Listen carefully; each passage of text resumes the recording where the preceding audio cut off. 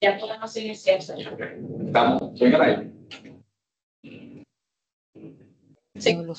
Buenas tardes a todos a nuestra primera reunión del Comité Legal del año 2025 en forma de tertulia.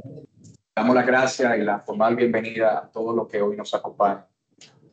Este día estamos de gala con un gran jurista dominicano, Martín Bretón Sánchez, que nos acompaña y va a disertarnos un poco sobre la reforma laboral en Camerún. El licenciado Bretón es abogado graduado de la Pontificia Universidad Madre y Maestra Pucamaima. Qué raro. Magíster, Pues yo decía, magíster en Administración de Empresas y graduado del curso de expertos latinoamericanos en relaciones laborales, impartido por la Organización Internacional del Trabajo, OIT. Es graduado también de la Universidad de Bolonia y la Universidad de Castilla-La Mancha. Tiene un máster en Dirección del Sistema de Seguridad Social en la Universidad Alcalá de Henares y en la Organización Iberoamericana de la Seguridad Social, OISS. Es especialista en Derecho del Trabajo y de la Seguridad Social en la Universidad Salamanca. Fue asistente del ministro de Trabajo en el proceso de aprobación del actual Código de Trabajo de la República Dominicana y ha sido viceministro de Trabajo, profesor de Derecho de Trabajo y de Seguridad Social por más de 30 años en la docencia. El licenciado Bretón es gerente general de BSP Abogados. Es una oficina de mucho prestigio, especializada en Derecho de Trabajo y de Seguridad Social. Fue presidente de la Asociación Dominicana del Derecho de Trabajo y Seguridad Social y vicepresidente mundial de la Sociedad Internacional de Derecho de Trabajo y de la Seguridad Social. Es asesor del CONET en asuntos laborales y especialista en el proceso de reforma del Código de Trabajo de la República Dominicana. Martín, bienvenido. Gracias por aceptar nuestra invitación. Es un placer y un lujo tenerte. El Código de Trabajo cumple mucho más de 20 años. Desde que fue adoptado, la República Dominicana ha cambiado, ha sido transformado. Solamente basta ver el relieve de las ciudades como Punta Cana, Santiago de los Caballeros, el Distrito Nacional, Santo Domingo Este. Es un país vibrante, una economía vibrante, es una economía de moda. Evidentemente, el Código de Trabajo se ha quedado totalmente desfasado. No se compadece con la estructura legal que tiene para los días como no laborables como los domingos. Para que sepas, la HDR y su membresía no solamente puesta por grandes empresas, que sí lo están, todas las grandes empresas están con nosotros, pero hay una gran parte de la membresía, desde la mayor en la República Dominicana, que son pequeñas empresas. El costo de la cesantía es significativo. Un tema de discusión. Para nadie es un secreto que lo que parece bueno para los trabajadores que apuestan a tener un ahorro en la cesantía, y eso trae una serie de vaivenes en las relaciones laborales, puede afectar a largo plazo y a mediano plazo la estabilidad de sus empleos, la estabilidad de las empresas. Es un tema sensible. Tenemos el tema de los sindicatos, que muchas veces se ha desvirtuado su propósito para despropósito, no en todos los casos, pero es un tema sensible. Nosotros apostamos desde HDR por la estabilidad, por el progreso, y queremos más creación de empresas. Para eso también queremos más creación de empleo. Para eso trabajamos constantemente. Quisiéramos que nos hablen un poco de la reforma en curso, cuál es su situación y tu visión personal de cómo podemos mejorar el clima de negocios y que eso tenga una redundancia en la creación de empleos en la República Dominicana. Gracias, Martín, por estar con nosotros. Muchas gracias, Jaime, por la invitación contigo a la junta directiva de la Cámara, invitarnos a conversar sobre un tema que nos apasiona personal y profesionalmente, que entendemos que estamos en un buen momento para lograr una reforma posible de las relaciones laborales en nuestro país. El título de la ponencia que nosotros estamos sugiriendo es la reforma laboral, un cambio posible, y tiene que ver con que cada país, cada sociedad tiene las relaciones laborales que se merecen, porque su desarrollo económico, su desarrollo social, su desarrollo político permite. Esta reforma que estamos haciendo corresponde a un ajuste, al ajuste que hubo en el año 92 de aquel viejo Código Trujillo de Trabajo del 51 y que posiblemente no sea la reforma ideal. No posiblemente, estoy seguro que aquí veo que entre los asistentes, tanto presenciales como virtuales, hay personas que son muy conocedores del derecho del trabajo. Nosotros los abogados especialistas siempre decimos que tenemos cada uno una reforma individual. Esta reforma que estamos discutiendo y que reposa un proyecto en el Congreso es una reforma no individual, es una reforma de consenso. Por primera vez, el sector de los empleadores ha realizado una tarea de unificación de criterios y las propuestas que se han llevado a la mesa corresponden a una visión unificada, no solamente de los grandes empresarios, sino también tomando en cuenta los diferentes sectores, sector hotelero, sector zona franca, los constructores, el sector de las pequeñas, las medianas empresas que han sido muy beligerantes y que han tomado. Igualmente se ha tomado en cuenta las regionales, el sector Santiago, ha sido muy importante en todas estas reformas. Por tanto, el sector empleador ha ido de manera unificada a este proceso de reforma y nos encontramos con un sector gubernamental que tiene la vocación de querer hacer los cambios y desde el presidente de la República, el ministro de Trabajo anterior, sabemos que este ministro también tiene el interés y ese interés también lo vemos reflejado en los senadores que actualmente tienen el proyecto en su mano. Por tanto, hay una gran oportunidad. Igualmente, hemos visto que el sector de los trabajadores ha estado muy abierto a la reforma. De hecho, vamos a ver muy rápidamente las reformas que hemos podido consensuar y vamos a ver las reformas que no hemos podido consensuar y diríamos cuál es la expectativa que tenemos. Yo le propongo aquí rápidamente, nada más tengo 30 minutos, no sé cuánto da, ver.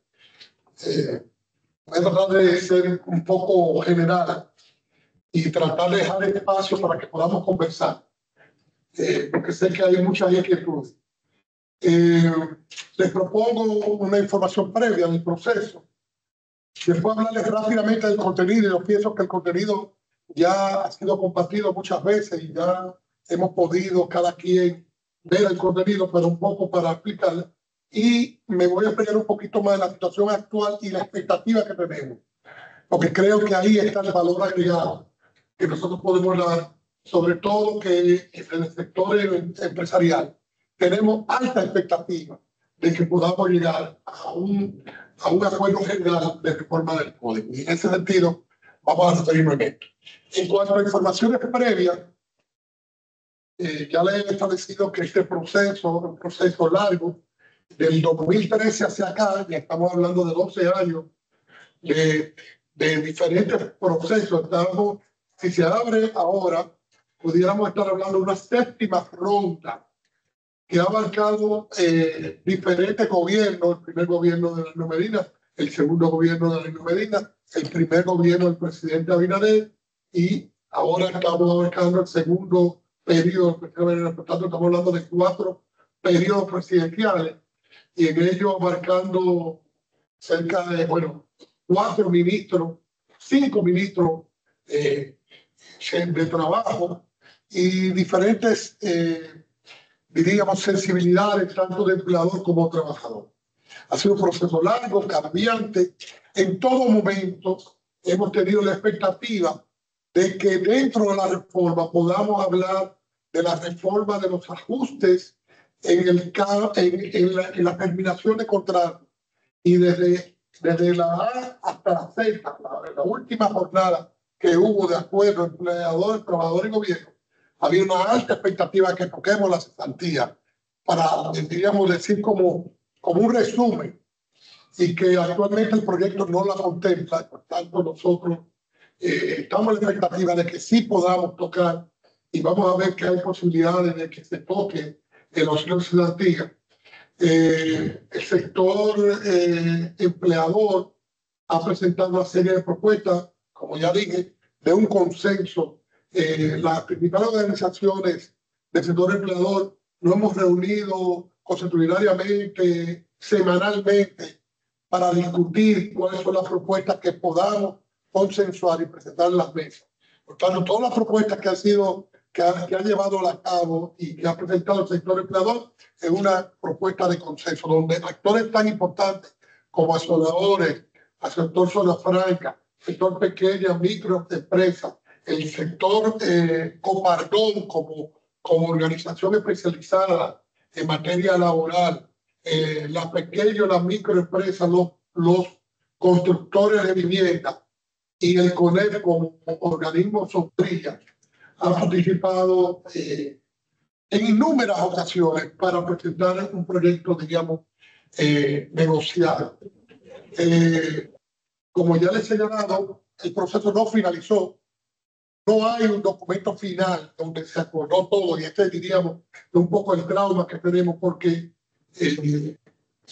hubo una primera firma de un grupo de abogados que se denominó la Comisión Técnica, donde participamos por el sector empleador. Siempre participaban 2 abogados, con uno o 2 abogados del sector trabajador y un mediador del sector del gobierno. Y esa primera vez sí hubo ahí un acuerdo de lo consensuado, pero muchas de las cosas importantes se dejaron fuera porque era una primera etapa, y entendíamos que los sectores empleadores, ya representados por los actores importantes, los directores ejecutivos, los vicepresidentes de las asociaciones, se sentaran con los representantes de diferentes sindicales y el ministro de Trabajo y sus directivos para poder acordar. Esa primera etapa se firmó, y ya de una segunda etapa hubo muchos acuerdos, pero muchos acuerdos en sentido general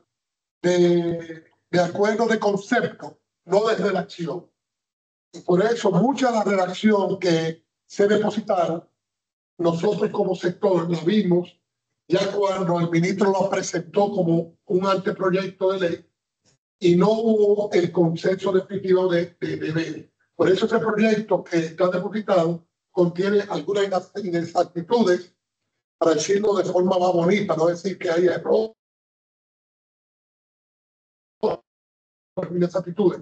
Hay algunas incorporaciones unilaterales que definitivamente el sector empleador no está de acuerdo. Y hay gazapos sueltos que podríamos decir que se puede correr. Esto diríamos como información previa.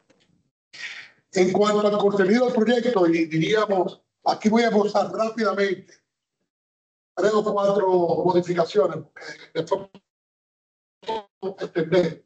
Una de las principales modificaciones tiene que ver con jornada de trabajo.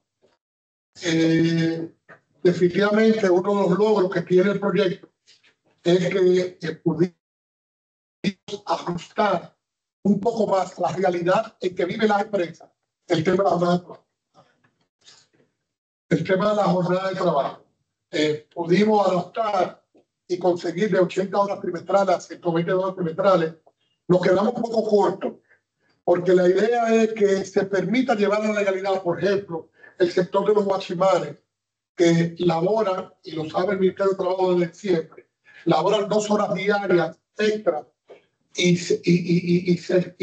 12 horas a la semana extra, lo que equivale más o menos a 50 horas al mes, lo que equivale a 150. No pudimos lograr 120.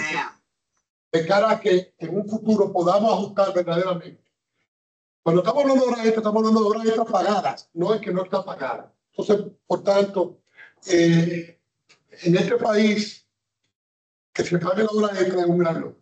Hay mucha gente que está trabajando posiblemente horas extras que no estén pagadas, sobre todo el sector informal, que es un sector que, como sabemos, no está cumpliendo las normas de seguridad social y otras tan importantes. Bueno, esclarecimos el descanso diario porque había un contrasentido en el descanso diario. El que trabajaba 5 horas tenía un descanso de 1 hora y media, y el que trabajaba 4 horas, 1 hora, y había un desfase ahí. Y establecimos muy claramente que hay 1 hora de almuerzo, que no está incluida en la jornada, pero que si el empleador da menos de 1 hora, ese tiempo va a estar dentro de la jornada de trabajo. Igualmente, se estableció ya, por fin, la jornada extendida de trabajo para permitir que los trabajadores trabajen más en el día, pero vayan a trabajar. Esta jornada, el más conocido, el 4x4, el 4x14, en 4 semanas, un trabajador va a trabajar 2 semanas y las otras 2 semanas va a estar en su casa, sin recibir horas extra porque está trabajando las mismas horas, 44 horas que dice el Código de Trabajo, y esto permite que el trabajador tenga más tiempo de descanso, gaste menos en transporte, gaste menos en ropa, y va a poder compartir más con la familia, porque en vez de ir de 7 días, 6 días a trabajar, nada más va a ir la mitad del tiempo. Por tanto, ahí esa es una jornada que se va a poder acordar siempre con el sindicato, si la empresa hay, o con la mayoría de los trabajadores que están en la empresa. Y por último, el domingo, aclarar que muy claramente los domingos se puede trabajar, y el que trabaja domingo tiene un descanso semanal posterior, que ese descanso semanal hay que cubrirlo de por lo menos 36 horas. Y eso pudimos lograr. El segundo gran logro tiene que ver con el procedimiento laboral. Yo no me voy a explayar en detallar el procedimiento laboral. Le voy a dejar, esto va a estar ahí para que ustedes puedan ver, diríamos, aquí tengo el resumen individual. Pero lo más importante del procedimiento laboral es lo siguiente. Mejoramos la conciliación laboral. La conciliación laboral, antes del Código del 92, se realizaba en el Ministerio de Trabajo. Esa conciliación del Ministerio de Trabajo era bastante exitosa. Cuando llevamos esa conciliación del Ministerio de Trabajo al tribunal, hubo una drástica... No existe. Digamos, en la práctica no existe, porque ya los abogados los que van a pelear. Y sobre todo que el juez que está conciliando es el mismo juez que va a conocer el fondo, y no hay forma de uno explayarse. En este procedimiento estamos creando, y esto es un aporte muy importante, el Ministerio de Trabajo fue muy valiente en esta parte, porque en el primer proceso, el gobierno pasado, por un tema de presupuesto, no quisieron especializar a un juez. En este caso estamos especializando a un juez que sea un juez conciliador, que va a ser diferente al que conozca el proceso, y ese juez conciliador, auxiliado de los conciliadores expertos que van a ser previamente formados por el Ministerio de Trabajo con auxilio, conciliador de los empleadores con auxilio del sector empleador y de los trabajadores con auxilio del sector de los trabajadores. Vamos a provocar ahí un ambiente, porque en puerta cerrada vamos a tratar de negociar en los casos. Y eso es muy importante. Al juez se le da mucho poder. Los trabajadores y un empleador, un representante empleador, deben ir para que tengan, diríamos, la autoridad de poder llegar a un acuerdo. Y los jueces pueden limitar el papel de los abogados, sobre todo el papel de los trabajadores, que el abogado trabajador no va a poder imponer su cuota líquida. Lo va a poder imponer después de la conciliación, pero antes de la conciliación, si el trabajador quiere su dinero, ahí va de acuerdo. Eso no significa que si hay un cuota líquida y le van a dar el dinero, pero el abogado no va a poder oponerse. Si el trabajador quiere llegar a un acuerdo y es un acuerdo viable, va a tener que aceptar. Pero eso va a ser frente al juez. Pero al juez conciliador, a puerta cerrada. No es en una audiencia, puede ser en un tribunal, pero a puerta cerrada, donde creo que va a haber, yo creo que va a haber una mejoría significativa. El otro gran acuerdo es que en la parte del procedimiento disminuimos el núcleo de las condenaciones, ahora nomás se pone nada más se pone el monto de la condena. La idea nuestra original era que la suspensión, la ejecutoriedad de la sentencia fuera en la sentencia de la Corte, no se pudo lograr. Mejoramos el plazo, que ahora mismo de 3 días, ahora tenemos la octava franca, y el monto, no hay que deportar el monto de las condenaciones. Como detalle muy importante es que el juez en la sentencia va a establecer que se suspende automáticamente si se deposita un monto determinado en un banco cualquiera, sin tener que ir al juez para pedir al banco. Si el banco está autorizado. Me gustaría, Martín, como no todos son abogados, gran parte son abogados. El nuevo código de trabajo, correcto, del duplo de la suma para esperar la sentencia. Si tú pudieras explicar cómo sucede ahora. Sí, actualmente, para una sentencia de primer grado, de un juez, diríamos que tiene menos conocimiento, tiene más fuerza que una sentencia de la Corte, que son 5 jueces. ¿Por qué? Porque para recurrir una sentencia de primer grado, el doble de la condena. Mientras que la Corte, con simplemente depositar el recurso de casación, ya se suspende. Un contrasentido total. Esto no hay en ninguna parte del mundo.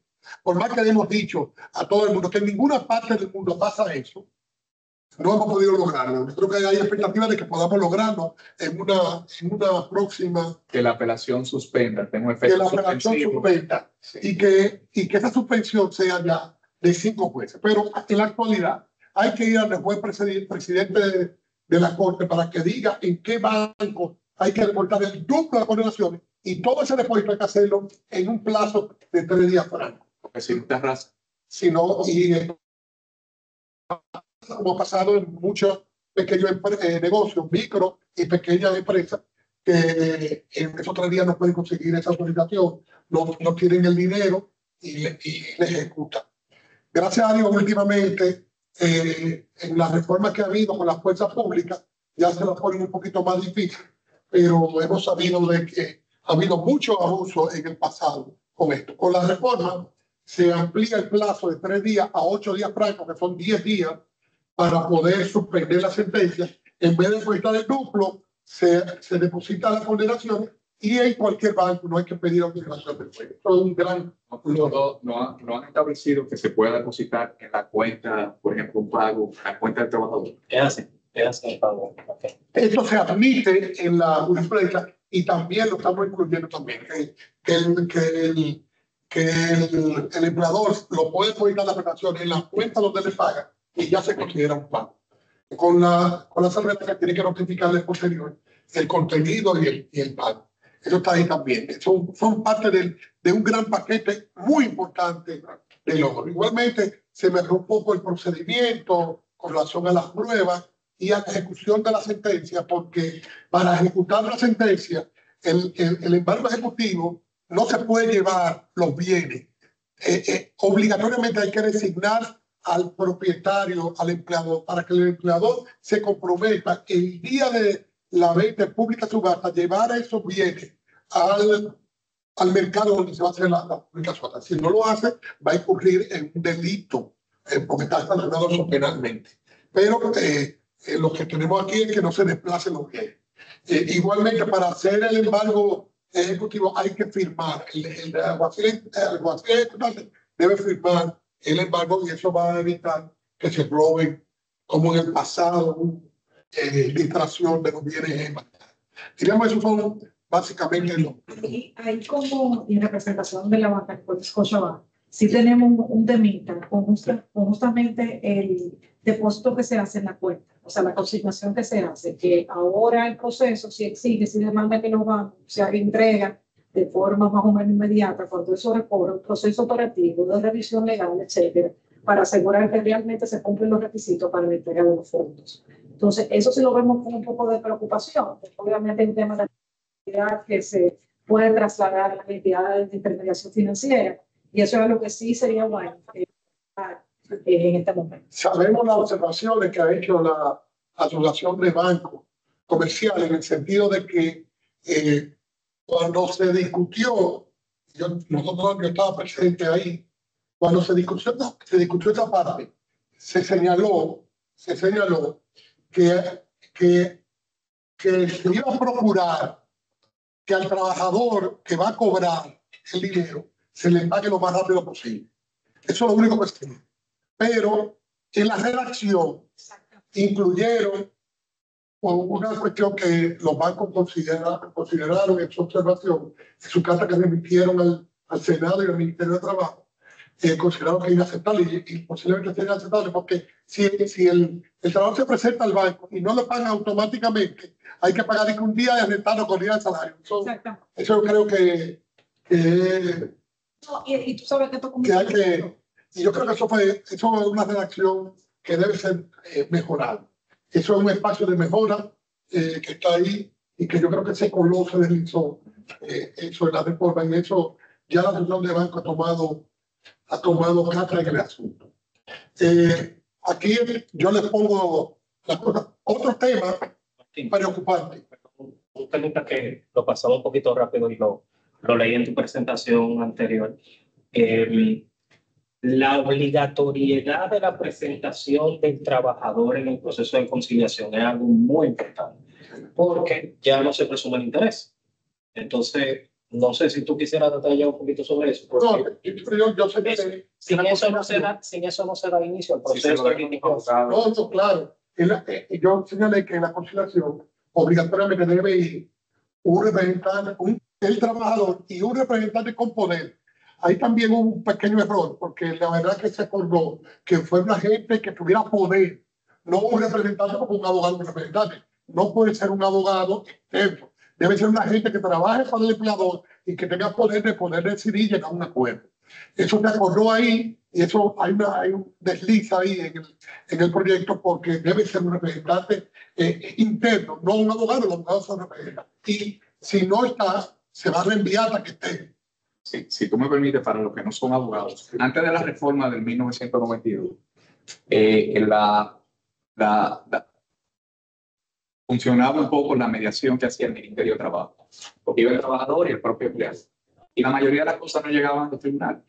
Entonces, luego de la reforma del 92, está el juez en el medio, está un vocal que representa a los trabajadores y otro a los empresarios.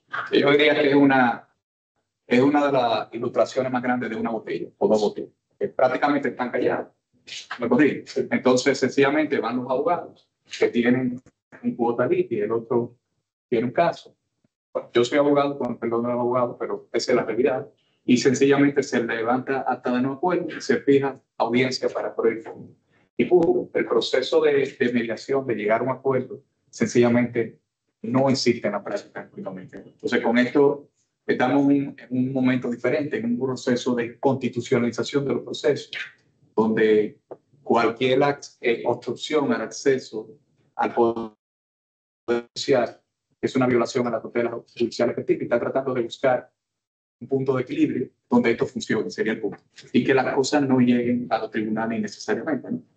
En un mundo ideal, la conciliación debía ser antes de que haya una demanda formal. En un mundo ideal. Yo tuve el chance, porque soy muy viejo, tuve el chance de trabajar en el Ministerio de Trabajo con el Código Viejo y vi la conciliación. Era muy efectiva. Ahora tenía el problema que yo pude verlo y es que a veces abusaban de los trabajadores. Entonces, lo que queremos aquí es que tampoco que un juez garantice al trabajador la información adecuada para que pueda en conocimiento llegar a un acuerdo, pero al mismo tiempo limite ese poder que tienen los abogados de querer el pleito para ganar dinero. Y es un fortalecimiento. En otros países hay una institución que no es el Ministerio de Trabajo ni es los tribunales, una intermedia, pero lo que pudimos lograr es que se haga en el tribunal y especializar un juez. Aquí quiero hacer la salvedad que se había acordado que era cuando el tribunal estuviera en sala, porque sabemos que no todos los tribunales en el país están en sala. Y hay salas en la capital, hay salas en Santiago, estamos creando salas en Higüey, en San Pedro Macorís. En esos sitios sí estamos especializando, pero no duplicando, porque eso sería muy caro, que por ejemplo en el CEO, que hay un juez, haya dos jueces, donde hay poco caso, tampoco es así. Y se deslizó que haya 2 jueces. Entonces eso hay que ver ahí cómo también se arregla esta parte. Yo quiero pasar a esta parte que es muy preocupante, porque en el proceso de negociación, el Ministerio de Trabajo siempre dijo que quería fortalecer el Ministerio de Trabajo. Y si lo que quiere fortalecer el Ministerio de Trabajo, los empleadores no tenemos mucho interés si era fortalecer el Ministerio de Trabajo. Y no se discutió nada que tenga que ver con el fortalecimiento del Ministerio de Trabajo.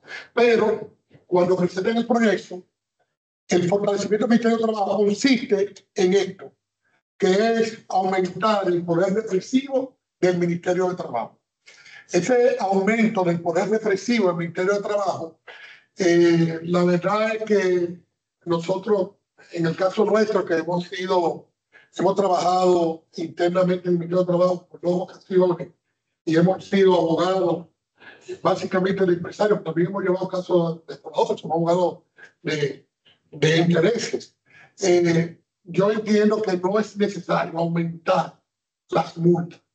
El código del 51, que se modificó en el 92, decía que la multa por abrir los domingos era 25 pesos, 50 pesos.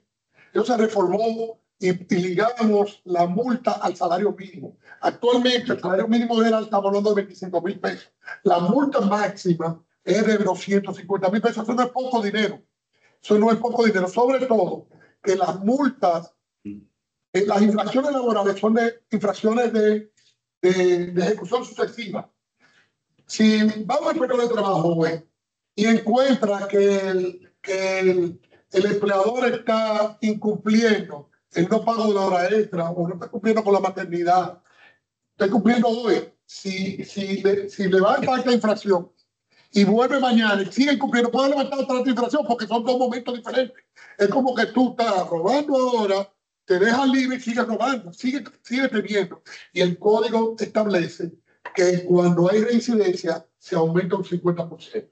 Por tanto, aumentar, nosotros entendemos muy particularmente que eso es aumentar el poder de los inspectores. Y con el permiso de mis amigos inspectores, yo creo que no es necesario que se aumente ese poder.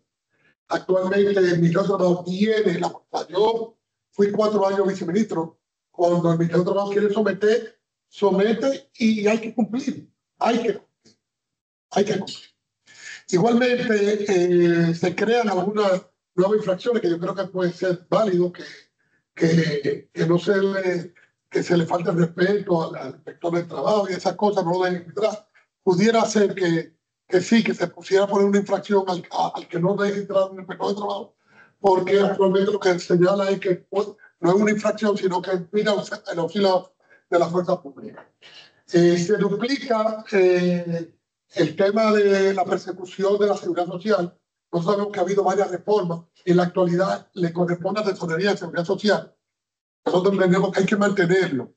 Si pudiéramos reformarlo, que se complemente en la labor del inspector con la seguridad social, pero el que tiene la información es la seguridad social, es la Tesorería de Seguridad Social. Yo creo que no mantener una dualidad ahí, creo que no acredita. Lo que ha dicho, dijo el Ministerio de Trabajo, sobre todo el ministro anterior, es que quiere aumentar la multa para los haitianos, para la explotación de los haitianos. Es el tema como que cuco, que lleva mucho apoyo.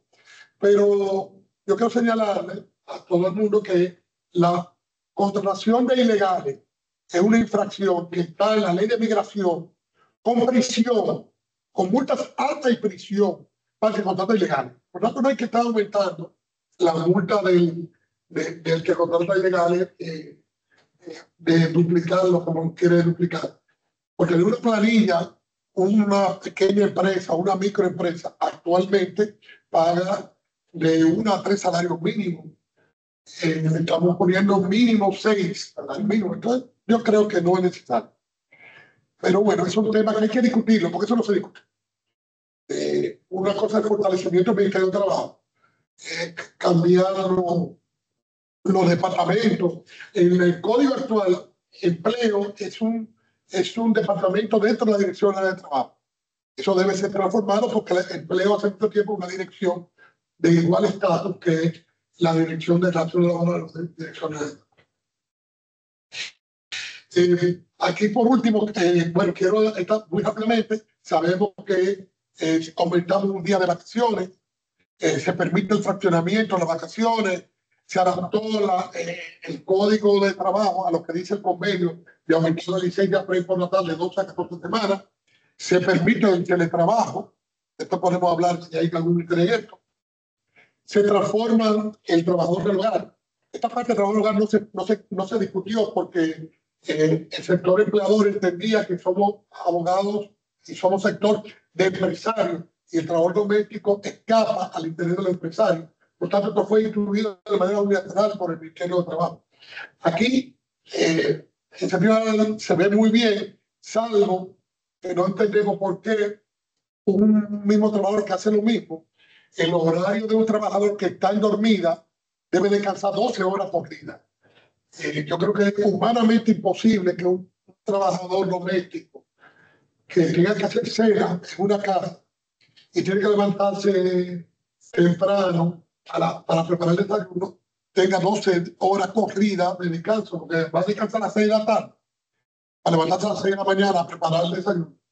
Es muy importante, yo creo que hay que hacerlo igual que un trabajador que tiene una autonomía en su jornada de trabajo, pero sí garantizado un descanso como tiene actualmente, un descanso de por lo menos 10, 8 horas de descanso de dormir, pero no 12 horas, que es imposible, creo. Entonces, pero eso es un tema que hay que ver. Y hay otras modificaciones que están ahí, que no me voy a referir a esto, aumento de paternidad y todo esto, que después si hay tiempo vamos a hablar. Yo quiero, y aquí no sé qué tiempo me queda. ¿Qué tiempo me queda? Me quedan 5 minutos. 5 minutos. 5 minutos. Voy a tratar de extender esto lo más.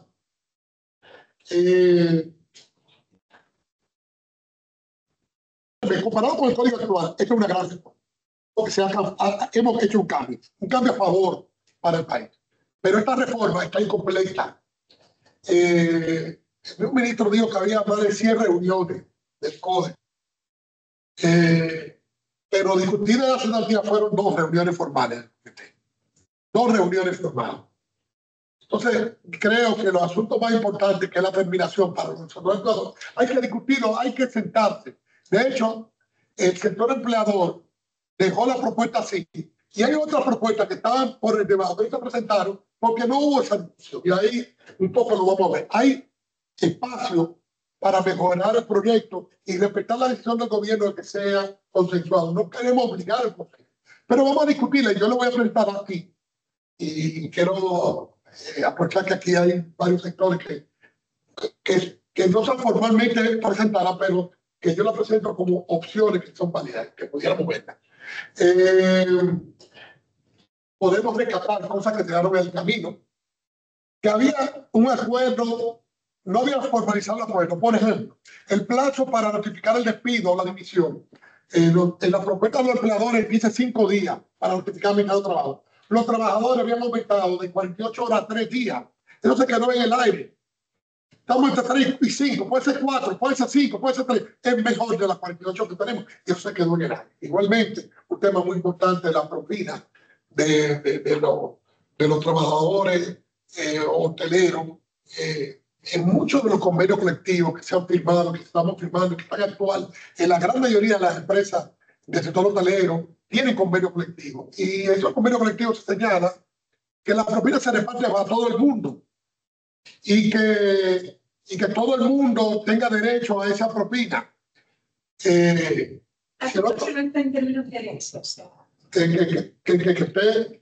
si a un hotel, uno va a un hotel y le cobran un % de propina, que esa propina se reparte a todo el mundo. No puede nada más a los que están en la cafetería trabajando en la área de comida y no la mucama que está ahí.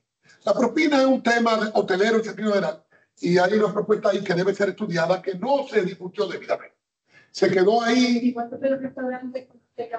Igualmente con los chicanos, evidentemente hay un servicio. Cuando tú estás en tu casa, te están llevando hay un servicio de una persona que está llevando eso. ¿Por qué no pagar al que está haciendo, sobre todo el servicio de delivery? Y eso hay un tema ahí que hay que rescatar y que, como esa, hay algunas cosas que que podemos rescatar.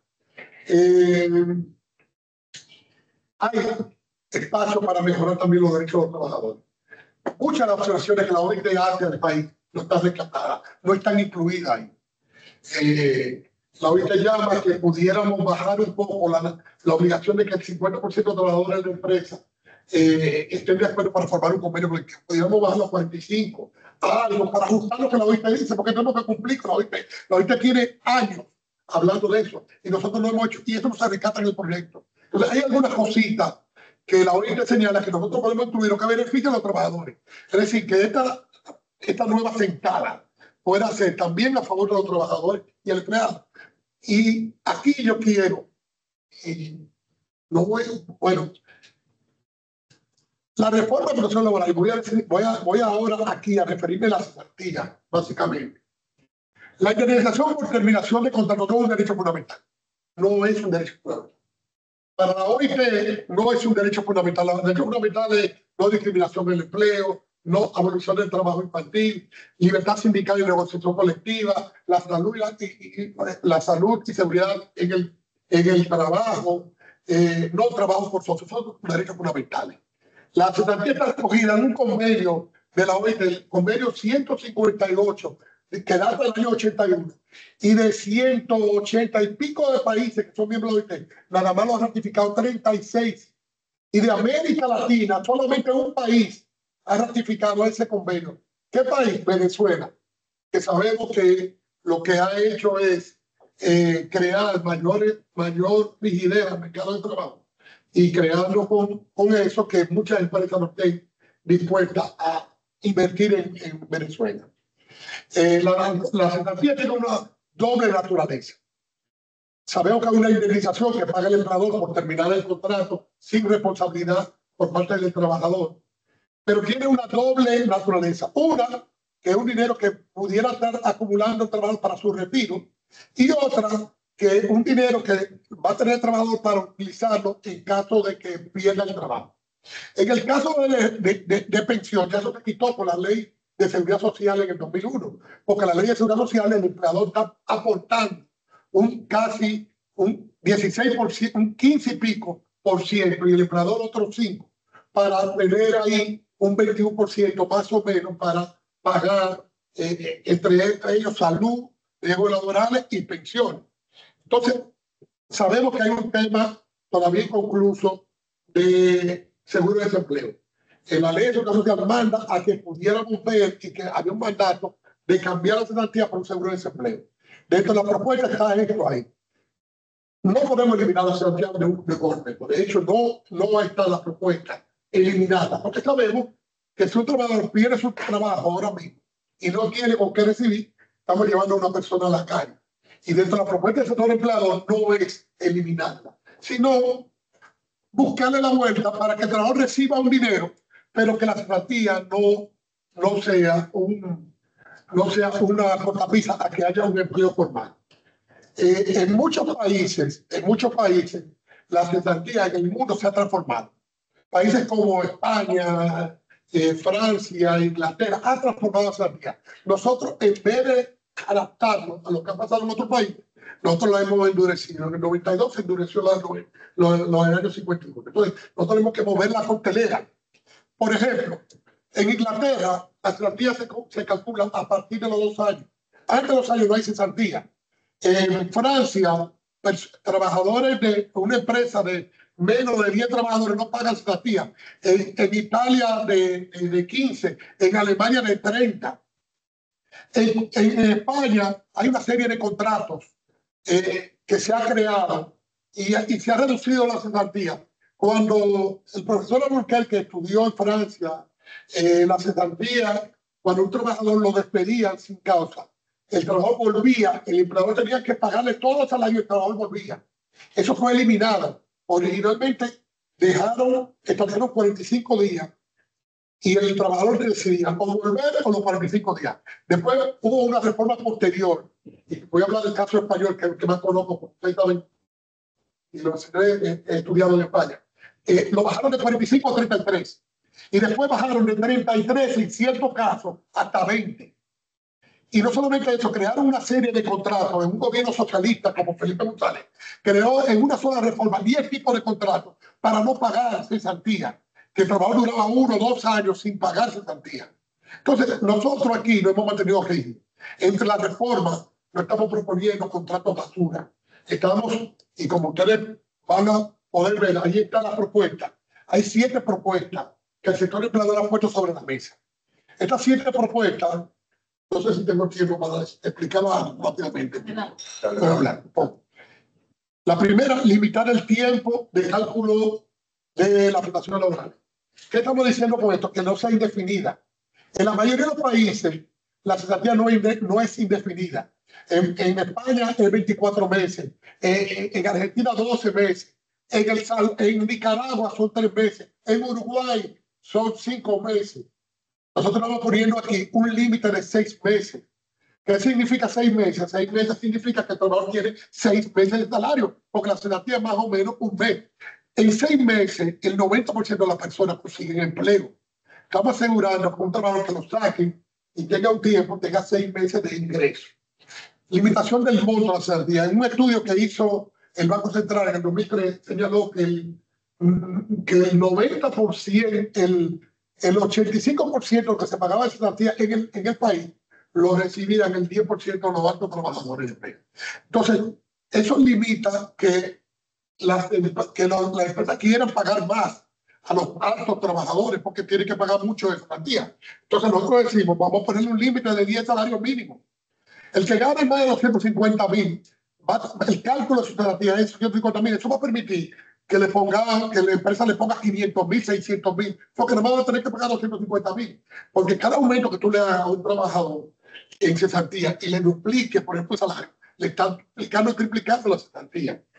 Igualmente, el límite a que se pague el día de retardo, que ahora mismo es indefinido, ponerle un límite de 6 meses. O admitir como gasto deducible un fondo de cesantía para que la empresa pueda acumularlo y sea deducible de los gastos de ese año. Es decir, todo lo que es la cesantía se acumula en un fondo y la renta lo admita como deducible. Aumentar el periodo de prueba a 6 meses, que actualmente es 3. Y hay muchas opciones, crear seguro de desempleo, fondos, etcétera, que puedan cambiar la cesantía por otro. Igualmente, calcular la cesantía no con el salario del último año, sino con periodos mayores del último año, posiblemente los últimos 3 años, los últimos 5 años, como pasa. Por último, yo quiero aquí hacer propuestas que no, estas no son propuestas formales de los empleadores.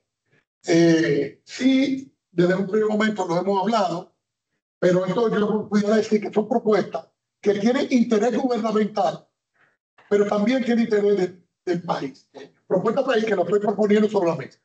Primero, permitir que las empresas que lo deseen prepaguen el auxilio de cesantía a través de cuenta individual de los trabajadores. ¿Qué significa eso?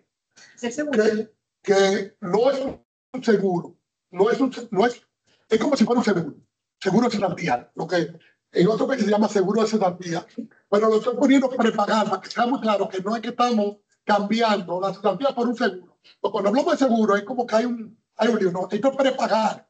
La cesantía es más o menos 7% del salario. Que el 7% del salario la empresa pague mensualmente, no le está dando seguro, le está prepagando la cesantía. Entonces que todo tú vas a referir a todo el mundo bajo cesantía, o sea, entonces tú estás aumentando el costo de la empresa. Por eso, pero esa opción ¿a quién le hace sentido? Lo veo yo con mis clientes, hoteles nuevos. La mayoría de los hoteles nuevos ahora mismo están haciendo con una administración diferente a la propiedad. Y le hace sentido a un hotel nuevo que está contratado no tener ningún tipo de pasivo oculto. Si tú a todos los trabajadores que están contratados le metes tu costo y le pagas y tienes libre de carga laboral, le hace mucho sentido porque cierra el año fiscal sin ningún tipo de gasto y cualquier gasto que tenga esa cantidad simplemente lo pone como deducible de los beneficios que tiene que declarar. Empresa de zona franca. La liquidación anual comenzó en este país por ese interés que había y que permitía el Código 51 de hacer contratos de duración determinada pagando la cesantía al final. Esa liquidación anual es básicamente prepagar la cesantía. Le pudiera hacer sentido a las empresas prepagar. Empresas pequeñas, yo mismo como abogado, a mí no me hace sentido yo contratar a todo el mundo nuevo y pagarle el cesantía y no tener que bromar más. Yo le voy a pagar de lo que gane el año. Yo, ese abogado me va a ganar tanto, yo le pago la cesantía y ya me quedo. Empresas de interés informático, Microsoft, todas esas empresas grandes tienen un budget. Sobre todo, esto es muy importante. Cuando una empresa está pagando por encima del salario mínimo, uno tiene un dinero que le va a gastar al trabajador. Uno le dice al trabajador, yo tengo, vamos a poner un ejemplo así, ¿no? Yo tengo 600,000 pesos para contratar en el año de trabajo. Y actualmente, si no hubiera cesantía, yo le pago 50,000 entre 12 y ya. Pero como tengo que pagar cesantía, yo te voy a pagar 40 y al fin de los 40 te estoy depositando en tu cuenta individual un dinero que tú no vas a poder utilizar o para tu desempleo o para tu pensión en caso de... Entonces, es una cuestión... Una cuenta mía. No, en la cuenta del trabajo. Sí, pero si yo lo pongo en cuenta mía, entonces... Bueno, ese es otro de los modelos que estamos poniendo acá. Esos son los modelos que están propuestos. Esto no está propuesto. Esto es diferente a lo que está propuesto. El problema en la nota tuya es imposible. No, que sea otro modelo. Es que otro que no es Disculpen, disculpen, hola. Así como están comentando lo que están en presencial, habemos algunos aquí con las manos levantadas. ¿Cómo estás, Martín? Mónica Melo por aquí. Y creo que también levantó la mano Ariel. Ariel lo levantó primero que yo, pero para que porfa nos tomen en cuenta que no sé en qué momento. En mi caso es sobre esto mismo que tú estás comentando de la cesantía. Porque no entendí tu preocupación sobre... Mónica, si te parece, ya él está concluyendo. Exacto. Okay, si te parece lo contrario, también te complazco, pero terminemos que... No, también. Espero. Y ahí sí, claro. Sé que no es muy tranquilo, pero la idea, gracias, Mónica, sí. Todo bien. La próxima es la de al lado, es la vecina de la primera. ¿Qué es la otra? Y esto tiene que ver con las empresas viejas, ¿no? Sabemos que muchas empresas industriales del país, tienen un pasivo laboral grandísimo. Y cuando tú lo vas a vender, no lo puedes vender, porque el pasivo que hay laboral es gente de 20 años, 30 años, eso cada día aumenta más. Entonces, ¿qué es lo que estamos diciendo? Bueno, después de 5 años, le puse 5 años, pero puede ser que sea a partir de 3 o a partir del año. El que no quiera que aumente la antigüedad de sus trabajadores, que al trabajador cuando cumple un año en la empresa le dé un salario extra. Y ese trabajador va a recibir, claro que tiene muchos años contigo, está recibiendo un salario extra y no te aumenta la antigüedad. Por ejemplo, tú tienes un bufete de abogado o una compañía hotelera o un restaurante que tiene 10 años trabajando. Toda tu gente que comenzaron contigo tiene 10 años. A partir de ahora yo le estoy diciendo a ellos, mire señor, yo quiero, le voy a dar un salario extra, porque a ustedes les van a dar 10 años. A partir de ahí, cada que cumpla un año en la empresa le doy un salario. Y yo no lo aumento. Todo esto es prepagando la cesantía, pero eso es el que quiera. El que a ti te prepaga al empleado mismo, te voy a cancelar en 3 meses, te voy a cancelar en 3 meses para no tener esa carga. Sí, pero eso ahora mismo, eso es ilegal. Y puede traer problemas. Sí, pero bueno, lo hace. La otra última que me propuesto, ya no voy a hablar mucho de esto, porque esto es el interés especial del gobierno. Le interesa al gobierno, teniendo un desempleo, los jóvenes de 18 a 25 años tienen el doble de la tasa de desempleo de los adultos mayores de 25 años. El doble, no solamente aquí, en toda parte del mundo. Le interesa al gobierno poder incentivar que las empresas contraten a un joven por primera vez y lo inscribe a la seguridad social.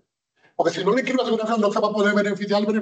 Y durante ese primer año de trabajo, por primera vez, un joven que se emplee hasta 25 años por primera vez, ese primer año no paga cesantía el empleado. ¿Le interesa al gobierno incentivar el empleo juvenil? Parece que sí, porque hace mucho tiempo este gobierno le está pagando un plan piloto que está primero en Santiago, donde el gobierno le está pagando no solamente el salario, le está pagando todo el gobierno a los trabajadores para que lo empleen en el primer año, en los primeros 6 meses en la empresa. Por eso Le interesa al gobierno fomentar eso, que los empleadores puedan contratar a jóvenes por primera vez. Si lo deja trabajando, ese primer año no cuenta para pasantía y cuenta a partir del primer año. Eso beneficia que los jóvenes puedan conseguir empleo y se puedan tener experiencia y poder mejorar su empleabilidad. Segundo, la empleabilidad de las personas mayores de 40 años disminuye drásticamente a partir de los 40 años. Después puede ser contratado, normalmente son contratados con un salario inferior al que tenían hasta 40 años.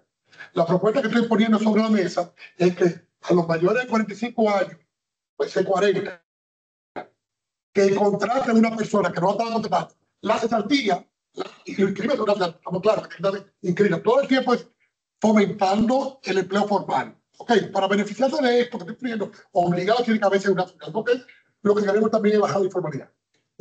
Pagarle la mitad de las prestaciones laborales.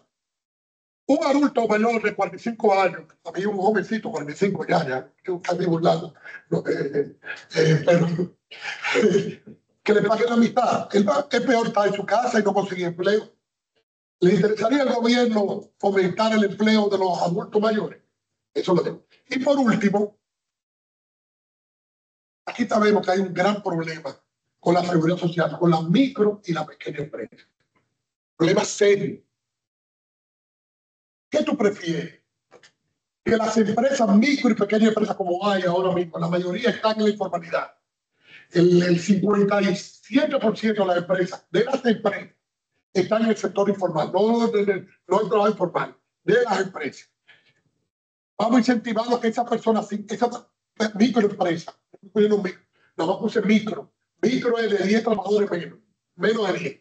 Vamos a incentivar a esas microempresas que no están en la seguridad social, se inscriban y no tengan que pagar cesantías. ¿Qué tú prefieres? Que a un trabajador le den salud, le den pensión y le prueben el riesgo laboral que a una cesantía. Actualmente no tiene seguridad social y le pagan la cesantía. Pero las cesantías son 6 meses, 7%. El empleador que está pagando seguridad social está pagando un 15%.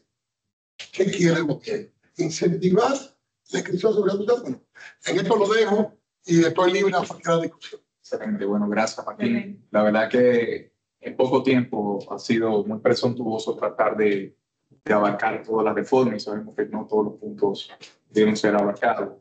Con el perdón de los presentes, quiero darle la oportunidad a los que están conectados remotamente. Mónica, le voy a permitir a Ariel, que estoy apurado con él, que tiene levantado la mano primero y luego Mónica. ¿Te parece? Por supuesto, sí. Ariel lo levantó primero. Buenas tardes. En primer lugar, felicitar a la exposición del profesor Martín, porque es bastante clara. Yo tengo 3 preguntas, pero las voy a limitar porque son preguntas concisas.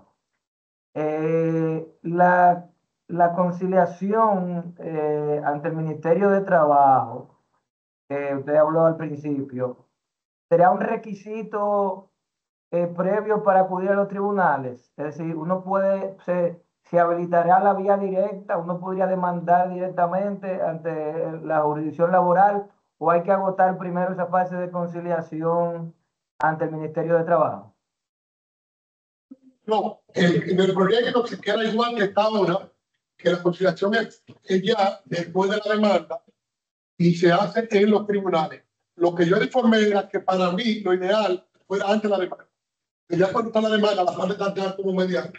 Pero eso no se acepta y no está. Ni está la propuesta nuestra del sector empleador, ni fue acordado. Ahora mismo lo que se acordó es que hay una conciliación judicial a puerta cerrada con un juez especializado en conciliar. Sí, la confusión puede venir que nos referimos a las reformas antes del 92, como lo planteaba el Código de 1951. Bien, y mi otra pregunta también viene un poquito sobre las propuestas. Veo que limitan un poco el tema de los poderes quotalitis, ¿verdad? Usted dijo que el quotalitis será oponible hasta después de iniciar la demanda, ¿correctamente? La reforma dice que el quotalitis solo será oponible a partir de terminar la conciliación. Y esto no significa que no va a lograr el empleado. el abogado del trabajador. No. Lo que está significando esto que, por ejemplo, ¿cómo pasa ahora mismo? Ahora mismo un trabajador va al Ministerio de Trabajo, no sé si el mismo inspector, antes, para mí hasta los mismos inspectores, le buscan un abogado, el abogado, tú lo sacas, tú le quieres pagar las prestaciones laborales, le prepara el cheque, pero el abogado te manda un acto de algo así, notificando al poder. Y tú a ese poder que tú le quieres pagar al tipo, tú estás tus 10 días, y se lo quieres depositado pagar, como él te notificó en una fecha, ya tú no puedes pagarle.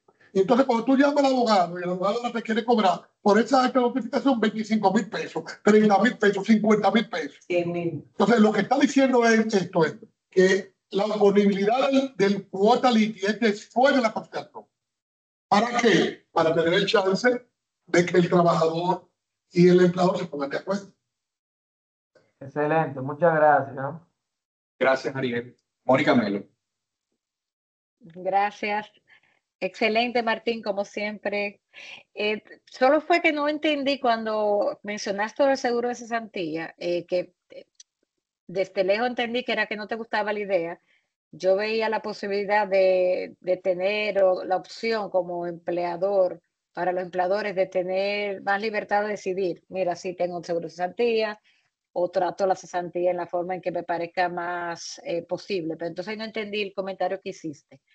Aquí no se escuchó bien. ¿Cuál es tu problema con que sea un seguro de cesantía? Y si no podemos simplemente eliminar la cesantía y que sea algo realmente más opcional que cada tipo de empresa decida. Gracias, Mónica. Para ser de tengo tiempo lo que veía. Lo que yo estoy diciendo es, cuando yo estoy hablando de prepago de la cesantía, es lo mismo que seguro de cesantía. Okay, seguro de cesantía y prepago. Lo que pasa, prepago fue que dijiste, ok. Ajá. Y hablando técnicamente, hay algunas puntualizaciones. Cuando estamos hablando de seguro, no es un prepago, porque en el seguro hay un riesgo que el riesgo se va masificando, es decir, un riesgo general se masifica. Y entonces posiblemente si hablamos de seguro de cesantía, la propuesta sería, vamos a darle más que necesite más o menos que menos necesite o de terminación. Entonces, la idea no es un seguro real, hablando del ámbito del seguro. Ahora, en otro país se llama seguro de cesantía, pero diciendo que es seguro el dinero. ¿Qué es seguro el dinero? ¿Y qué es? Que yo te estoy depositando el dinero ahí. Ahora, exacto. La idea no es que el trabajador la pueda, ese depósito de ahí, el trabajador no lo puede coger el dinero inmediatamente. Hay que controlar ese tema porque, y hay un tema que no lo señalé. Señores, y lo estoy advirtiendo hace mucho tiempo, todos los gobiernos quieren aumentar la cotización y la seguridad, porque la cotización actual es muy poco dinero para la pensión. Y entonces, en todos los proyectos, desde Danilo Medina hasta aquí, hay unos proyectos fantasmas que están por ahí. El Ministerio de Trabajo es muy celoso, pero como los técnicos que están trabajando en eso son amigos de uno, se van colando. Hay una potestad de, quieren aumentar un 5%, 6% más de cotización. Ahí están hablando de que limitar al empleador, están aumentando. Es decir, de lo que estamos pagando, está aumentando. Entonces, con un seguro de cesantía controlado, que el trabajador lo puede utilizar en caso de desempleo, por ejemplo, sacar el 80% del salario durante un tiempo, ahí se tendrá que buscar trabajo, porque si tú le das dinero y va a buscar trabajo por la izquierda, entonces hay que buscarle la vuelta. Pero si no, ese dinero se va para pensión. Ahí colaboramos y mejoramos la pensión de los trabajadores, porque la pensión ahora, hemos tenido un gran periodo exitoso, porque aquí no ha habido gran inflación. Hubo una inflación grande en el 2003-2004, que bajó drásticamente cuando cambió el gobierno. Entonces, no hemos tenido gran inflación. Y por tanto, ha habido mucho rendimiento. Pero estamos hablando, en el mejor de los casos, estamos hablando de un 25% de reemplazo. Entonces, si estamos a 6 o 7%, posiblemente tengamos pensiones de hasta un 50%. Sí, por más que sea, exacto, por más que sea capitalización individual, no ahorramos lo suficiente para tener eso. Numéricamente igual no da. Pero ya entendí, lo que dice es que al utilizar la palabra seguro se puede desvirtuar el tema, y lo que sería un prepago. Ok, entendido. Ok, gracias. Voy a tratar de intercalar las preguntas con lo presente y lo que están remoto. ¿Alguna pregunta aquí de los que están presentes? Ok.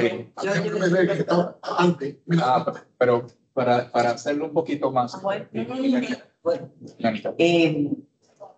todos ustedes saben cómo en otros países, en Estados Unidos, se les compra una caja, se va y no hay prestación. En Europa, hay que estar mucho más socializado, está el pago, y aquí te pagan si tú no tienes trabajo, te ayudan, ¿verdad? Yo lo que me pregunto es, todo esto que estamos hablando, lleva a esa socialización, se lleva a que el empleado, como tú lo quieras poner, al final del día, porque estamos haciendo es nada. ¿Por qué? Porque reciben del Estado mismo un Social Security, ¿verdad? Y creo que eso es lo que está tratando de hacer este país. Yo hablé con Chavo, Santiago, que está en el metro, al principio, mi meta es que todo el mundo tenga derecho. Los fenómenos, claro, indudablemente. Y hay mucha gente que ha cancelado los seguros nacionales. Ha sido un éxito. Pero en las prestaciones laborales hay un choque. Porque, como bien dices tú, las microempresas que son miles, te lo digo mi hija, ella casi se tiene que salir, porque lo que estamos hablando de impuestos, lo que estamos hablando de cotización, pero lo que estamos hablando es que se le va todo. Yo fui a ver a Julio de Daniel y dije, mira, tú no estás acá, es un 50%, y dice, no, 54%. Imagínate. Yo quiero aprovechar, es una buena pregunta esta. Porque ¿A dónde que vamos? O sea, yo no a dónde para las sillas, es decir, bueno, vamos a hacer esta silla, vamos a hacer, pero ¿dónde que vamos? ¿A qué modelo vamos dirigiendo? yo quiero decir lo siguiente. Yo, como vieron en el currículum mío, yo he estudiado mucho en Europa. De hecho, estoy casado con españoles, tengo que ir muchas veces. He ido mucho y muchas veces. No, los familiares cotizan que no, que tiene oliva. Y por eso, una de las cosas es que no quiero ningún seguro de desempleo en este país, porque ya yo lo vi eso en España. El seguro de desempleo aquí, la gente, si hay un seguro, una bolsa, lo van a quebrar en 2 minutos, porque la gente va a decir que no están trabajando, están trabajando por la izquierda para cobrar. Entonces, eso es seguro general. Yo no estoy de acuerdo, porque eso en la práctica aquí lo vamos a quebrar rápido. Y después podemos hablar de esto. Pero yo quiero decirle que aquí hay un choque de cultura. Los empresarios estudiaron en Estados Unidos y los trabajadores van a la OIT en Ginebra. Y los abogados, la mayoría estamos estudiando en Europa, no en Estados Unidos. La gran mayoría. Entonces hay un choque de cultura en este tema de relaciones laborales. Porque posiblemente el modelo europeo sea el modelo que los trabajadores y el mundo entero entiende y el americano no lo entiende tan bien. Ahora bien, esto voy a aprovechar lo siguiente. Y por eso yo siempre he sido, ahora últimamente sabemos que el CONEP en todos los ejes transversales se está preocupando siempre por la parte social. Muy importante porque si nosotros no procuramos que la gente tenga dinero de una forma u otra, el que no consigue trabajo, si no hay trabajo, nada más hay una vuelta que es delinquir. Es bueno saber. Y eso, ¿En qué documento es eso? ¿El CONEP?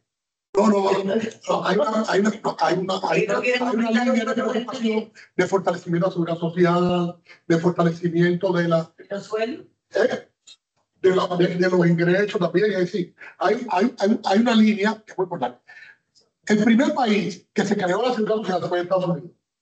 El modelo de Estados Unidos me gusta mucho. Fue Franklin Delano. El modelo de Estados Unidos, ¿Quién fue? el modelo me gusta mucho. Ir a los que no tienen. Y el que tiene que pague. Lo que pasa es que aquí registrados que pagar. Aquí hay muchísima gente que no paga impuestos. Entonces no sabemos quién y quién.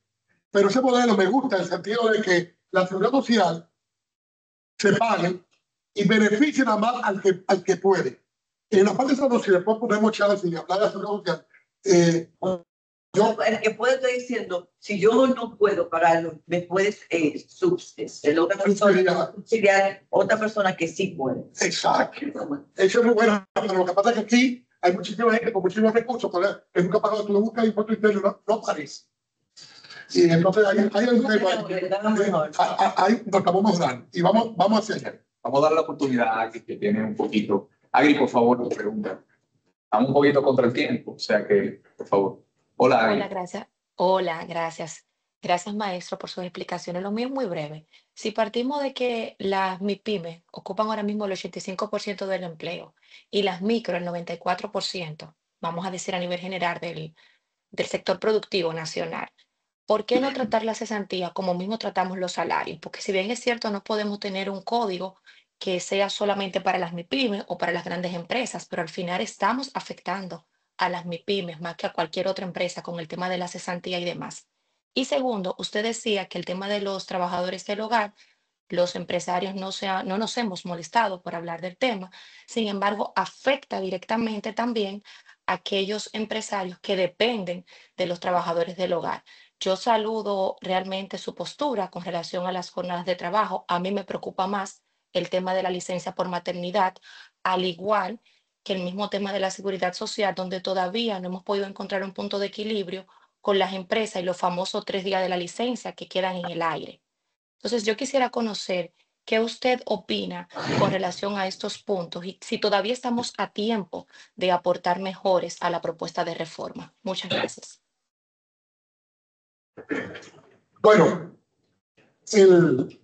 nosotros cuando hablamos de seguridad social, una de las cosas de cara al futuro, cuando yo veo que un gobierno cualquiera va a venir y va a presentar una reforma de seguridad social y le va a presentar a los empleadores, mire, vamos a aumentar, y los empleadores van a decir, ¿y cómo vamos a aumentar? ¿De dónde vamos a sacar dinero? Y vamos a tener que replantear el tema. Y al final yo visualizo que una de las propuestas que vamos, la seguridad social, que sea para pensiones y riesgos laborales. La salud, va a pagarla con impuestos. Vámonos para el SENASA. Que el SENASA, el gobierno le dé los cuartos y la salud que vaya. Y el que quiera su salud privada, que la pague. Ese modelo que teníamos anterior, que era muy bueno, porque los seguros que se pagaban privados era poquito dinero y era exitosísimo. Pero ahora le estamos pagando todo y ese dinero, en vez de ser de salud, que vaya a pensiones. Y ahí, o sea, entonces, esa es una cualidad. Con relación a la microempresa, con el salario, yo no estoy de acuerdo. De hecho, en la práctica no es verdad que las microempresas están pagando tampoco el salario. Aquí nadie va a aguantar un trabajo de ganando 14,000 pesos. ¿Con cómo vive una gente con 14,000? Yo le pregunto a las microempresas, entre nosotros, hablando, yo participo mucho en Colopymes, he participado ya varias veces. Y ellos me dicen en confianza que eso es que ese es un tope que ellos tienen abajo, pero que ellos pueden pagar más. De hecho, ahora, en esta reforma, el presidente ha dicho que hay un 20% que comentar. Yo creo que una forma de aumentarle mucho a la microempresa, porque las empresas grandes han aumentado bastante y la inflación es menos del 5%. Acumuladas son como 7%. Y aumentar un 20% es llevar el salario grande muy alto.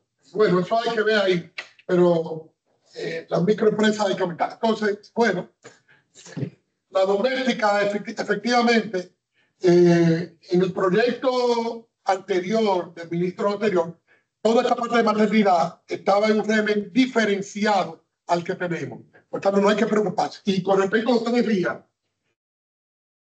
la mayoría de la gente no entiende bien los 3 días. Los 3 días no es que lo pague el empleador.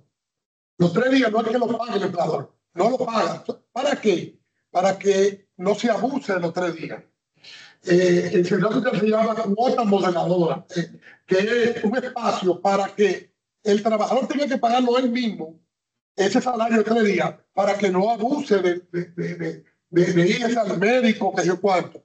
Yo voy al médico porque me duele la cabeza, ok, vete al médico, pero ese día tú no trabajas y yo no te pago. Ok, porque yo estoy de acuerdo que las empresas quieran y lo hagan el que quieran, pero no obligado, porque hemos visto que abusan mucho. Abusan mucho. Gracias. Marcos.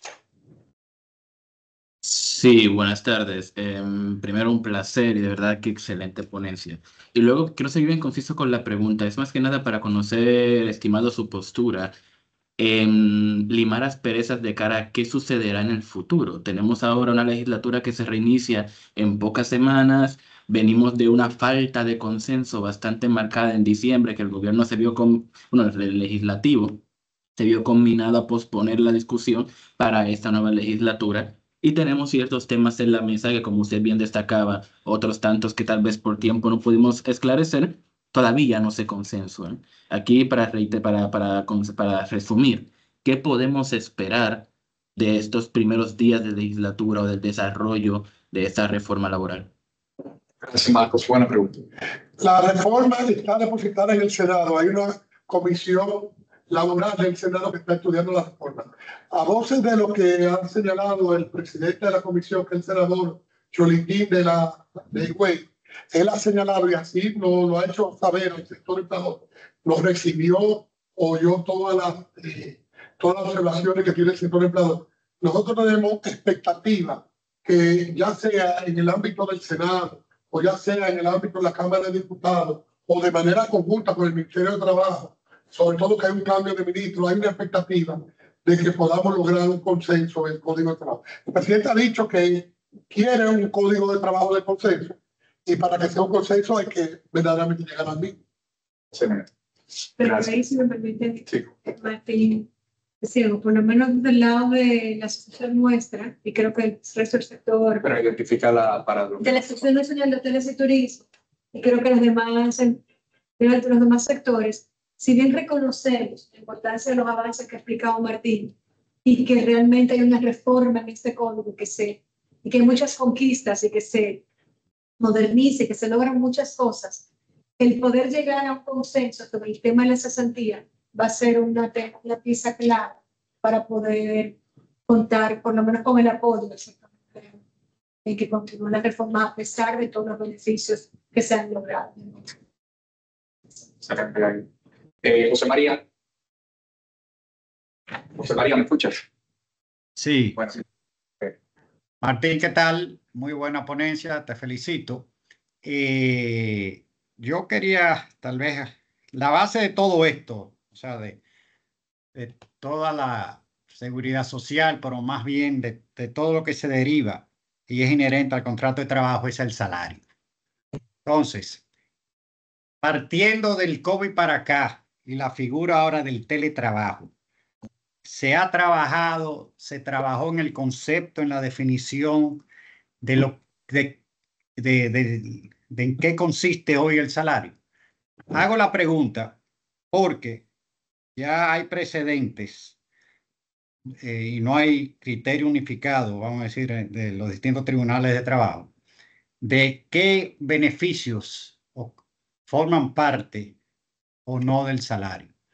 Tenemos el caso de que cuando al trabajador ahora se le mandaba a la casa, sobre todo por el COVID, y se le pagaba el internet, se le pagaba el celular, eso se consideraba, hay precedentes, ¿no?, de que eso es una herramienta de trabajo, eso no es un beneficio del trabajo, no es un beneficio para calcular como la parte no metálica que forma parte del salario. En eso se trabajó, en ese artículo específico, a partir de eso que estoy diciendo. Siendo el salario la base de todo, ¿no? De todo lo que es derechos y obligaciones respectivos entre empleadores y empleador. Yo toco aquí dos temas. Bueno, uno, pero también incluido en el teletrabajo. Dentro de la propuesta de reforma se quedó sobre la mesa una propuesta del sector empleador que señalaba aclarar el punto del salario y decía que se considera salario todo lo que el trabajador recibe por el trabajo y se consideraba herramientas, todo lo que el trabajador utiliza para el trabajo. Esta definición de separar lo que son instrumentos o herramientas para trabajar y de lo que es por el trabajo, lo estamos incluyendo. Eso no se llegó a un consenso en la parte jurídica y se quedó en el aire dentro de las discusiones del Código de Trabajo. Ahora, en el caso específico del teletrabajo, en la parte del teletrabajo se señala que el empleador y el trabajador van a acordar una determinada suma para como gasto de que el trabajador va a incurrir en ocasión de teletrabajar, que se supone que es conectividad, luz, aire acondicionado, lo que tenga que utilizar el trabajador para trabajar. Y se señaló, en el acuerdo se señaló que el Ministerio de Trabajo va a señalar los parámetros. En el caso del código se puso ahí de manera unilateral que el Ministerio de Trabajo va a decir el punto, pero eso está todavía ahí dentro de lo viejo. Ahora bien, para diríamos, alivio, hace un tiempo ya la Suprema Corte de Justicia ha venido aclarando que lo que antes con la Suprema Corte de Justicia, Aníbal Suárez, decía que todo lo que el trabajador recibía de manera permanente, en efectivo, por cualquier concepto se considera salario. Ya la Suprema Corte de Justicia, con Raymond Carbucia a la cabeza, primero en la sala y ya como vicepresidente suprema, se ha señalado en múltiples ocasiones que una cosa es para el trabajo y otra cosa por el trabajo. Entonces, por tanto, hay cosas que no son. Todo va a depender, porque si tú le estás pagando a un trabajador que no sale a ningún lado y no tiene carro y le da gasolina y él no tiene carro, eso se ve que es por el trabajo, aunque tú digas que es gasolina. O una gente que no tiene que salir a la calle, tú le pagas dinero por gastos de representación porque está almorzando con gente y pagando, eso se sabe. Entonces, todo, ahora mismo la Suprema es bastante flexible. En cada caso lo va a discutir de manera puntual. Excelente. Mary Fernández, pasada presidente y la fundadora de este comité legal. Mary, por favor. Gracias. Martín, muchísimas gracias por tu exposición. Excelente. Una pregunta que te quería hacer, que es vecina del máximo de horas extras, pero que muchas veces colide con esto, pero en algún momento se habló de flexibilizar, o se ha pensado en flexibilizar el 80-20. Yo sé el tema que tenemos con la migración, pero hay industrias que en temporadas, por lo menos, o de entrada, no pueden cumplir con ese 80-20 porque en el país no hay suficiente persona capacitada para cumplir el 20. Para ponerte un ejemplo, la minería. Nada, la pregunta era si eso se había tomado en cuenta o si están cerrados en banda que sigue el 80-20 en cualquier caso. Porque lo que te iba a decir era que la certificación de exención, eso es pura teoría, porque tú haces todo el proceso y al final o no te la dan o te la niegan. La verdad es que quiero aprovechar también que la verdad que Hedrick ha jugado un papel muy importante en toda esta reforma. Primero con Marisol, que fue miembro de la primera comisión de reforma del Código del 2013, como presidenta de Copadrón, y participó muy activamente. Y luego con Tomás, que ha sido mi compañero, conjuntamente con otros abogados que hemos trabajado, pero Tomás ha tenido un papel muy preponderante en todo esto. Y él a la cabeza, como siempre, apoyando todos los temas importantes. El tema de la nacionalización del trabajo es un tema bastante tabú. A mí me recomienda, Martín, no hable mucho de eso, porque como que no es bonito, porque aquí el más lindo se declara nacionalista y si tú hablas, va a decir que tú eres un vendepatria y 20.000 cosas más, pero como yo estudié en Loyola y no me importa nada, yo hablo con mucha propiedad en el sentido de que a los dominicanos no nos queda mucho, está hablando del tema haitiano, si muchos dominicanos, ¿qué dominicano no tiene un familiar emigrado para afuera? Y lo mismo que quiero para los dominicanos que están allá, lo quiero para los extranjeros que están aquí. Entonces diría como cosas generales. Pero con cosas específicas, en el Código del 51 y está recogido en el Código 92, siempre se dejó la salvedad para la parte agrícola. Decía de la parte agrícola que no se podía, una media risa, no se podía trabajar, y lo dice el Código actual, no se puede trabajar en la parte agrícola con trabajadores extranjeros, pero las empresas pudieran tener permiso especial expedido por el presidente para braceros extranjeros. Los braceros originalmente habían sido braceros puertorriqueños que venían aquí de la isla y posteriormente de Haití. Ese permiso, sin mucho saberlo, era anualmente a través de un decreto que el presidente emite con relación al precio del azúcar.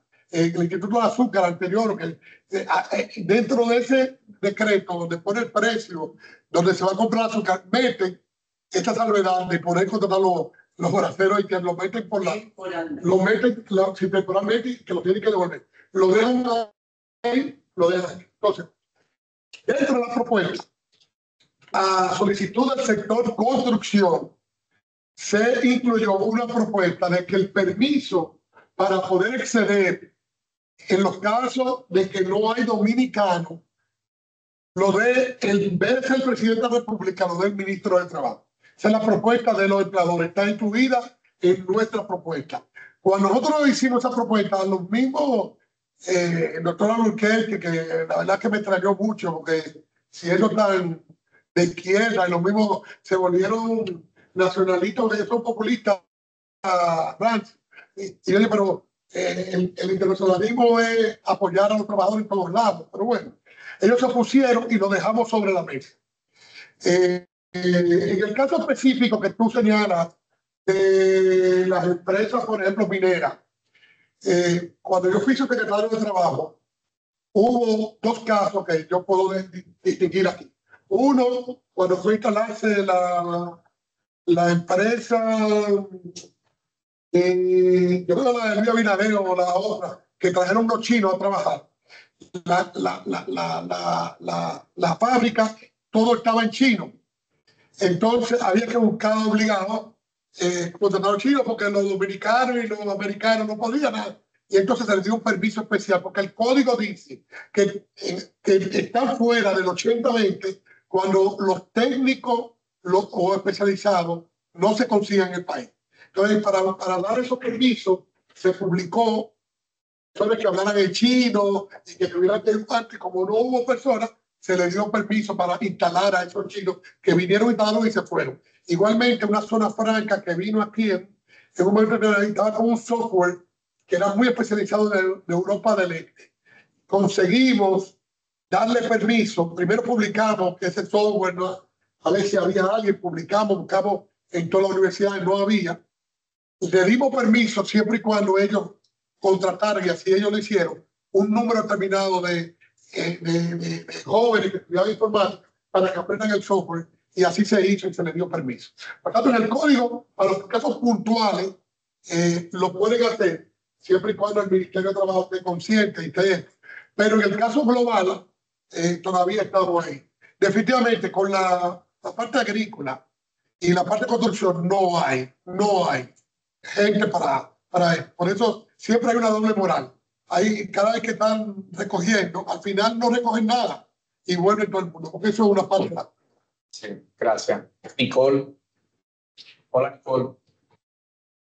Hola a todos, buenas tardes. De nuevo agradecemos la presentación. Martín, tengo una pregunta con respecto a uno de los últimos puntos que se hablaron de las propuestas adicionales que le pueden interesar al sector, específicamente lo del tema del el contrato para los primeros empleos. La pregunta se divide en dos partes. ¿Qué se está tal vez ponderando en la mesa para ese tema actualmente en este tipo de negociaciones con la reforma? Y con lo que usted mencionó de un contrato para lo del primer empleo, ¿es mediante estos mismos diálogos de la reforma o con una ley adicional? Lo pregunto porque en el Congreso se ha sometido esporádicamente la primera ley, un proyecto de ley de primer empleo, cae y vuelve, pero o sea, como que siento que se solapan y sería bueno definir como una vía al respecto.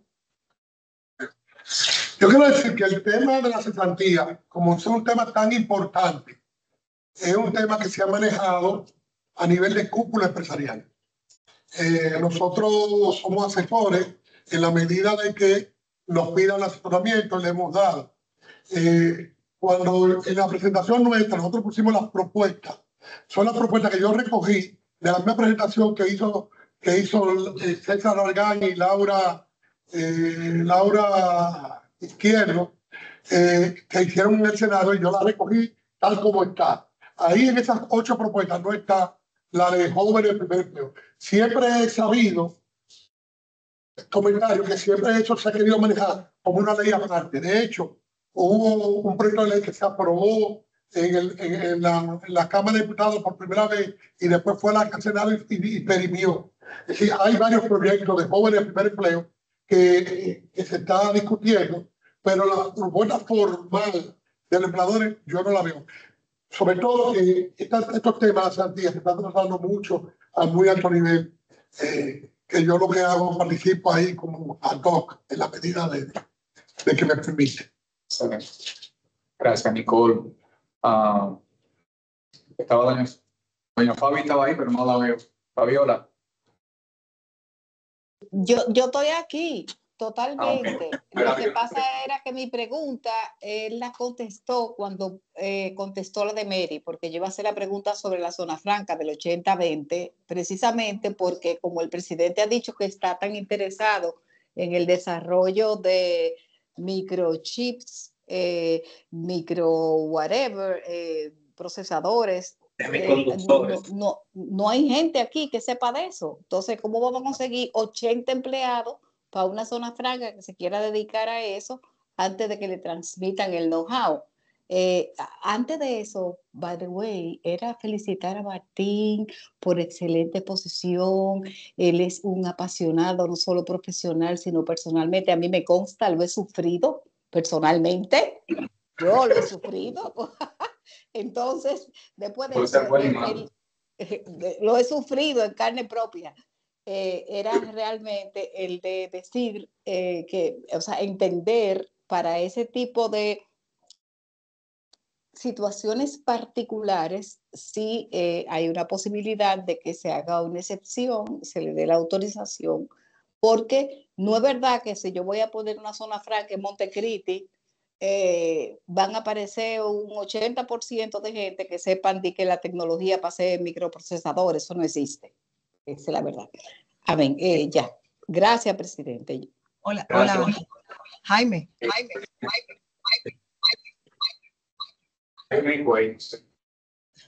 Hola. Si pudiera también agregar a lo que Fabiola indica. ¿Me permiten? Sí, claro. Oh, gracias. A la cumpleañera. Ay, gracias. Martín, felicidades por la presentación y que Fabiola haya dicho que ya lo ha sufrido en carne porque es un gran piropo. Mira, con lo que dice Mary, me pasa lo mismo, por ejemplo, en el sector construcción, en el área marina. Aquí no hay gente que sepa de dragar, o sea, para instalar tubos de descarga de combustible. Sin embargo, hay que esperar 3 meses y más para que alguien aparezca con esas expertise que aquí entiende que hay, luego de que lo publican en la plataforma. Entonces, quería saber igual, o sea, es frustrante, es algo que el inversionista extranjero no entiende, no hace sentido, y me gustaría saber si también para esa industria habría una excepción. Gracias. Pero perdón, escúchame que interrumpa a Caroline y la respuesta de Martín, pero es que tú pasas ese procedimiento, porque a mí me ha pasado, tú lo haces, no hay personas que califiquen y como quiera no te dan la certificación. Peor aún.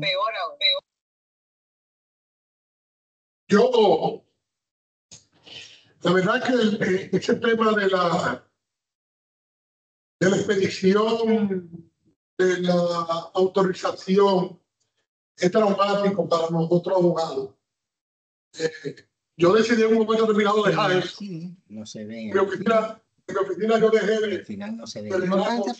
Migración, Ministerio de Trabajo y Cancillería. La verdad es que es un poco traumático. Yo pienso que hay mucho espacio de mejora en el Ministerio de Trabajo para conseguir eso más. Eso decía. No sé si tienen una pregunta, algún otro miembro que esté conectado. Martín, gracias. Y yo que no estoy conectada. ¿Tú quieres decir algo? Sí. ¿En qué tu fuerza tú de poner como asesora a todos, como dices, que estás en los jóvenes? O sea, estoy preguntando. Bueno, yo fui joven empresario. Era un joven en ese momento. Yo me salí a los 35, como dice la ley. Pero me dijeron que no, que a los 40 me salí, pero yo soy asesor actual. Yo soy asesor actual en relaciones laborales del CONEP. Asesoro en el proceso de modificación del código, asisto a la OIT en relación del CONEP y en cualquier tema de que tenga que ver con relaciones laborales y seguridad social, estoy ahí a las órdenes. De CONEP y de gran mayoría, porque también soy de azonadores de forma gratuita de por vida y de adopsora también, que soy asesora. Vamos a tener una discusión después. Bueno, Martín, gracias de nuevo. Nosotros aspiramos a un código que cree, que facilite el comercio, que facilite la inversión, y creo que tenemos muchísimo espacio por donde mejorar. La República Dominicana va evolucionando grandemente, pero el código está muy atrasado. Las instituciones tienen que modernizarse y tienen que facilitar el comercio, la inversión, la captación de know-how, como han establecido Mary y la demás que la secundaron.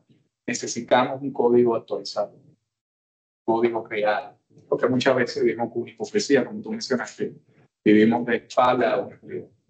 Gracias, contamos contigo, tú cuentas con nosotros y te agradecemos una vez más este espacio de tiempo que lamentablemente el señor Vilma no pudo estar, pero él tiene billable hours que tú puedes pasarle la factura.